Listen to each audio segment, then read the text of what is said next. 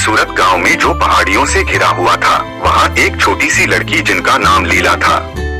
लीला को रंग भरना बहुत पसंद था। वह अपनी छोटी सी छतरी में घंटों बिताती थी।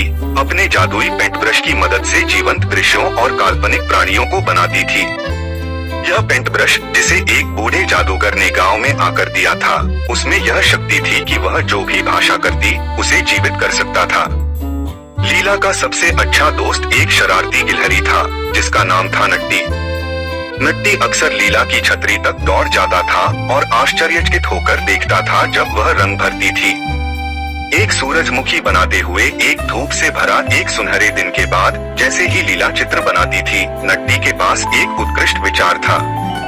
नट्टी ने चिल्लाया, लीला, सोचो अगर हम सभी को गांव में आपके जादुई पेंट ब्रश का प्रदर्शन कर सकते हैं। वे सब हैरान हो जाएंगे। लीला ने हिचकिचाए, लेकिन नट्टी, जादूगर ने मुझे चेताया था कि कभी भी पेंट ब्रश की जादुई बात किसी को नहीं बतानी चाहिए। नट्टी, जैसा हमेशा करता है, दबाव डालता है। अरे चलो यार, सिर्फ एक छोटा सा प्रदर्शन, कोई नुकसान नहीं होगा। अर्धता से लीला स्वीकृति दी। नट्टी जल्दी से गांव के मैदान में दौड़ा और लोगों को जादुई अच्छी खबरों की उम्मीदों के साथ जमा किया। लीला ने एक बड़ा सूरजमुखी बनाया। सूरजमुखी चित्र और आकाश में उड़ी, अपनी सुंदरता से सभी को चमका दिया। लोग हैरानी में गवाए और लीला की अतुलनीय प्रतिभा के लिए तालियां बजाईं।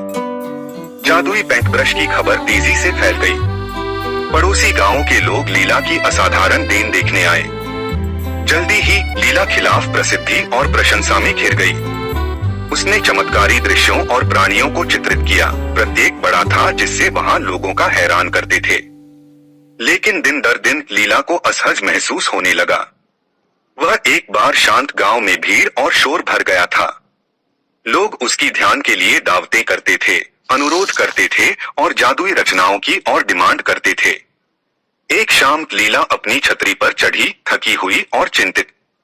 नट्टी उसके साथ आया, उसकी दुखी अनुभूति को महसूस किया। लीला, क्या हुआ? नट्टी ने नरमी से पूछा। मुझे शांतिपूर्ण क्षणों की याद आ रही है, नट्टी।